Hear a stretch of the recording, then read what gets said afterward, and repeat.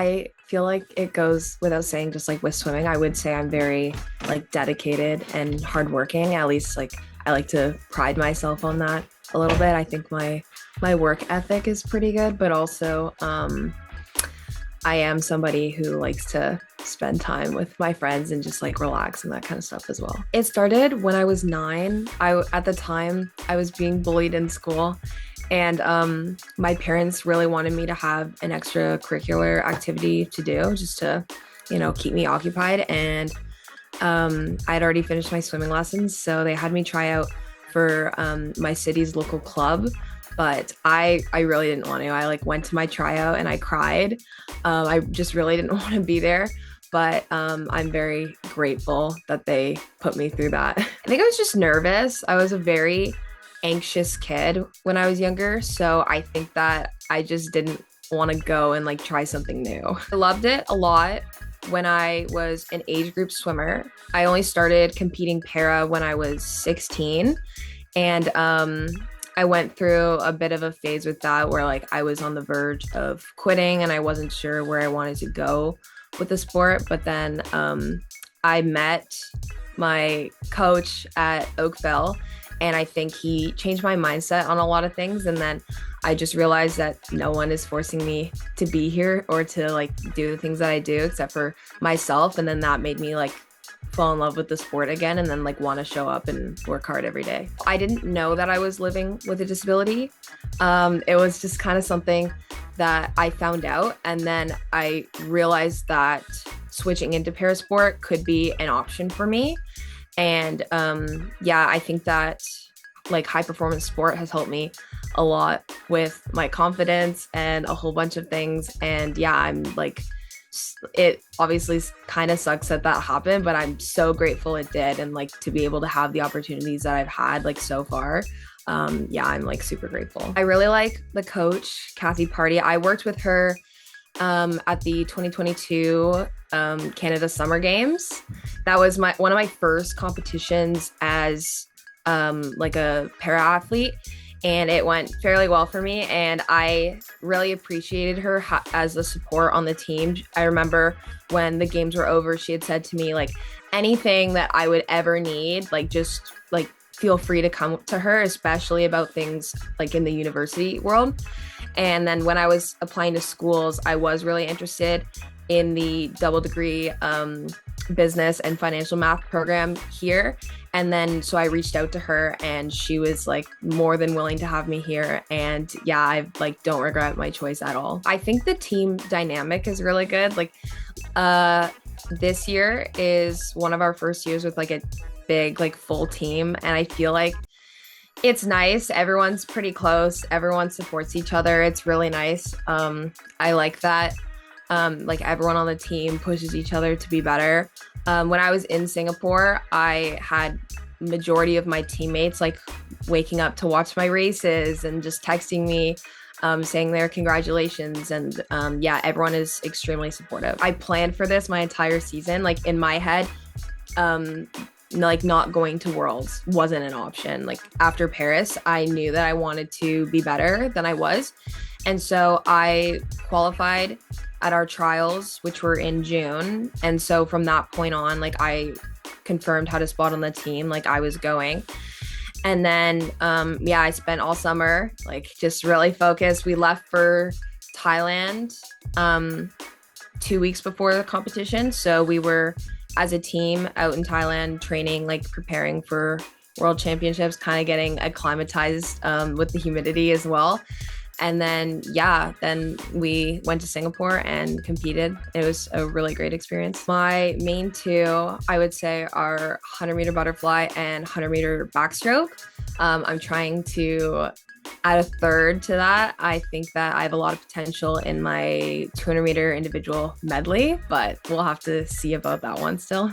I'm someone who usually struggles a lot with international racing. In Canada, I feel like I don't have a ton of people to race, so it's very much me just against myself and against the clock, which is nice. But then when you go to international competitions, there's a lot of swimmers who are my speed or better, and it does feel like a lot of pressure. But this year, Um, I had the most fun competing that I've ever had. I think I was just so happy to be there. My parents were making comments the whole trip that every time I was on deck and there was a camera on me, I was smiling. I think that also translated over into my performances. It also was the best meet I've ever had in my life. I went best times in every single one of my races, 2 medals, a Canadian and an America's record. But I still feel like I have room to be even better. The past 2 years at international competitions, I've always choked a little bit, and I came 5th in Paris and I came 5th at Worlds in 2023.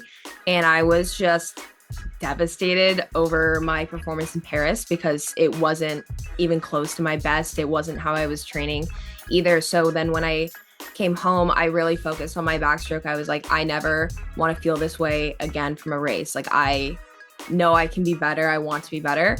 Honestly, I was going for the gold medal in that one. I knew it was realistic, and I thought that I could achieve it. And I fell a little short. I'm still extremely proud of how I raced that, and huge best time in that moment. I don't think I could have done any better than I did, but I think that gave me a lot of motivation for 2027 and then LA 2028. I definitely want to keep going for that gold. So I knew it was going to be close. That one, I definitely felt a little bit more pressure because I feel like I had to defend my bronze medal from Paris, and I'm happy that I did.